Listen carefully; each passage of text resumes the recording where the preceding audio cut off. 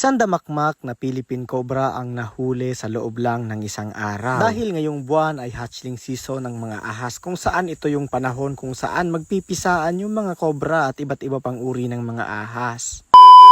Ang mga baby cobra ay nahuli ng tropa natin na si Kuya Dan the Keeper. Dahil umano ay bigla na lang may tumawag sa kanila para nga ipahuli yung cobra dahil may pinagbalatan doon sa area. Pero nung hinahanap ni Kuya Dan the Keeper yung may-ari ng balat ng ahas ay tumambungad sa kanya yung napakaraming itlog ng Philippine Cobra. Yung ibang baby cobra nga dito ay nagsilabasan na nga dito sa itlog. Habang yung iba naman ng mga itlog ay hindi pa rin napipisa. Kaya agad kinolekta ni Kuya Dan the Keeper yung mga baby cobra at inilagay sa isang sako o lalagyan. Maingat niyang ginamitan ng snake hook at snake tongue yung mga baby cobra para mailipat ito. Buti na lang talaga ay maganda yung timing at saktong-saktong pagpunta ni Kuya Dan the Keeper ay ito naman yung oras kung saan napisa yung itlog na kanyang pinaghahanapan ng Philippine Cobra na ipapahuli sana. Importanteng ma-relocate itong mga ahas na ito dahil hindi ito nababagay dito sa mga residential area. Kailangan kasi na maibalik ito sa kanyang natural na tahanan. Maaari pa kasi itong makapatay ng tao dito o sila yung mapatay ng tao. Ngayong buwan ay hatchling season ng mga ahas. Ito yung panahon na magpipisaan sila at magkakalat. Nakakalungkot na realidad na dapat nasa gubat sila pero ngayon ay naninirahan at nagpaparami na sila dito sa lugar ng mga tao dahil sa kasikipan ng ating kagubatan. Sa patuloy na pagkakalbo ng kagubatan at pagsisira natin sa kabundukan ay patuloy na bumababa yung mga buhay ilang dito sa ating residential area at sa ating mga teritoryo. Kagaya ng mga hayop, ang mga Philippine Cobra ay may ginagampan ng trabaho dito sa ating ecosystem. Galit man tayo sa kanila pero ito yung katotohanan. Lahat ng nilikha ay may purpose yan. At eto na nga, kinolekta na nga ni Kuya Dan the Keeper yung mga hindi pa napipisang itlog at inilagay na rin ito sa isang sako. Para in case mapisa ito ay safe na sila. Kung mapapansin nyo yung ibang ang cobra ay nakadungaw na din dun sa itlog na parang ready na rin silang lumabas. Kumpara sa ibang itlog na talagang lumabas na nung inabutan ni Kuya Dan at nailagay niya ito sa isang sako. Pagkatapos ngang ma-rescue ni Kuya Dan yung mga itlog at baby ng cobra ay agad naman siyang nag-chat sa amin.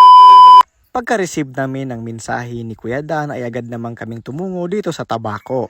And guys, ito na nga pinuntahan na natin yung na-rescue ni Kuya Dan the Keeper na 16 pieces na hatchling.